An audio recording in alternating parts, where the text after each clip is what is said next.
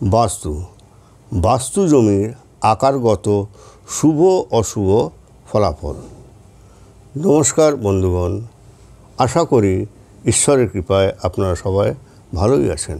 আমি রামপ্রসাদ ব্যানার্জি কলকাতা থেকে বলছি। আজ আমি বিভিন্ন আকারগত জমির শুভ অশুভ ফলাফল নিয়ে আলোচনা করব।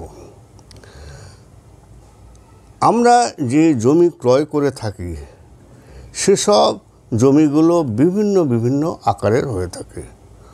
সুতরাং জমি ক্রয় করার আগে বাস্তু অনুযায়ী সমস্ত রকমের জমির পরীক্ষা নিরীক্ষা করে নেওয়া উচিত। এখানে বিভিন্ন আকারের জমিগুলির ফলাফল নিয়ে বর্ণনা করা। জমি যদি বর্গাকার বা আয়তাকার হয় তাহলে এই জমিগুলি সব থেকে শুভ এবং উত্তম। এই জমিতে যে কোনো নির্মাণ কার্য, গৃহ নির্মাণ, ব্যবসার কারণে কোনো প্রতিষ্ঠান, কলকারখানা ইত্যাদি সব ক্ষেত্রেই সব দিক দিয়ে শান্তি ও উন্নতি হয়ে থাকে। গোলাকার আকৃতির জমি, গোলাকার আকৃতির জমিও ভালো, তবে এখানে গৃহটি গোলাকার আকৃতিতেই বানাতে হবে, তাহলে ভালো ফল পাওয়া যাবে। ত্রিভুজাকৃতির জমি, ত্রিভুজাকৃতির জমি গৃহ নির্মাণ অশুভ ফল দেয়। এতে শত্রুতা বৃদ্ধি হয় ও নানাভাবে সর্বশান্ত হওয়ার আশঙ্কা থাকে। অসম গোলাকার জমি, অসম গোলাকার জমি হচ্ছে গোলাকার কিন্তু পুরোপুরি গোলাকার নয়, এঁকে বেঁকে গোলাকার। এই জমিতে গৃহ নির্মাণ অশুভ, কিন্তু যদি এই জমিতে কেউ থাকতেও চায় তাহলে থাকতে পারে, তবে অনেক অনটন অভাবের মধ্যে থাকতে হবে।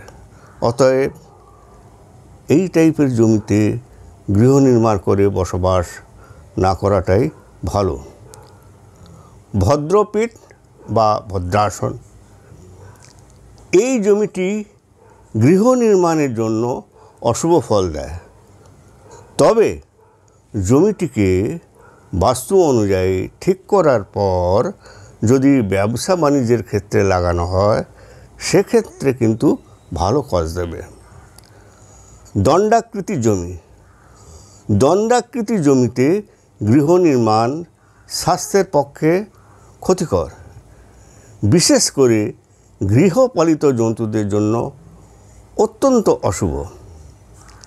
ডিম্বাকৃতি জমি, ডিম্বাকৃতি জমি গৃহ নির্মাণ অত্যন্ত অশুভ ফল দেয়।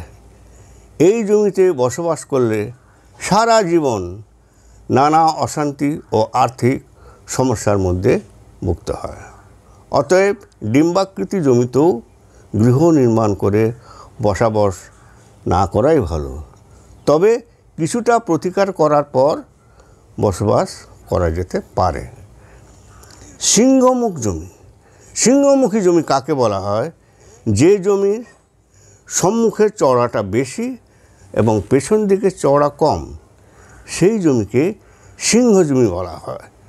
এই জমি বসবাসের জন্য শুভ নয়, তবে বাস্তু অনুযায়ী প্রতিকার করার পর এখানে গৃহ নির্মাণ করা যায় এবং তাতে শুভ ফলও পাওয়া যায়। গোমুখাকৃতি জমি, গোমুখাকৃতি জমি সেই জমিকে বলা হয় যার সম্মুখের মুখখানি চওড়া কম এবং পেছনের চওড়াটা বেশি। এই প্রকৃতির জমি গৃহ নির্মাণ করলে অনেক শান্তি এবং সমস্ত দিক দিয়ে উন্নতি হয়ে থাকে। তবে এই জমির দক্ষিণে বা পশ্চিমে যদি কোনো রাস্তা থাকে তাহলে তো কোনো কথাই নেই, এই জমি অত্যন্ত ভালোভাবে সেখানে যে থাকতে পারবে এবং সব কাজই পজিটিভ হবে, অতএব ভালোই হবে। এই টাইপের জমিতে বাস করা উচিত। কুলো বা শুল আকারের জমি, সুপ, এই জমিটি অত্যন্ত অশুভ ফলদায়ক। কুলোর আকার মানে সুপ আকারের জমিতে গৃহ নির্মাণ অতি ক্ষতিকারক।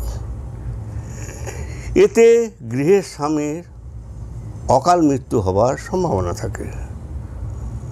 অর্ধচন্দ্রাকার জমি, অর্ধচন্দ্রাকার জমিতে গৃহ নির্মাণ অশুভ ফল দেয়। এতে চুরি ডাকাতি সহ শত্রুতার বৃদ্ধি হয়ে থাকে। ষটকোণযুক্ত জমি, এই জমিটি ঘর নির্মাণ করলে অতি শুভ ফল দেয়। এতে সর্বপ্রকার সুখ শান্তি সহ আর্থিক উন্নতিও হয়ে থাকে। বিষমবাহু জমি, বিষমবাহু জমিতে গৃহ নির্মাণ করা অত্যন্ত অশুভ ফল দেয়। এতে স্বাস্থ্যহানি, ধনহানি, মামলা মোকদ্দমা ইত্যাদিতে জড়িয়ে যাওয়ার সম্ভাবনা থাকে। পাখা আকৃতির জমি, পাখা আকৃতির জমিতে গৃহ নির্মাণ করা কখনই উচিত নয়। এতে আর্থিক অনটন হবেই, এমনকি কোটিপতিও ভিখারিতে পরিণত হয়ে যাবে। সুতরাং এই টাইপের জমিতে গৃহ নির্মাণ করে বসবাস করা উচিত নয়। এখন উপরোক্ত যেসব জমিগুলিতে গৃহ নির্মাণ করা উচিত নয় বা অশুভ ফল দেয়, সেই জমিগুলি বাস্তুর নিয়ম অনুসারে প্রতিকার করার পর যদি গৃহ নির্মাণ করা হয় তাহলে ফল ভালো দেবে। ভিডিওটি যদি ভালো লেগে থাকে তাহলে ভিডিওটি লাইক ও শেয়ার করবেন এবং চ্যানেলটিকে সাবস্ক্রাইব করার জন্য অনুরোধ রইল। ধন্যবাদ।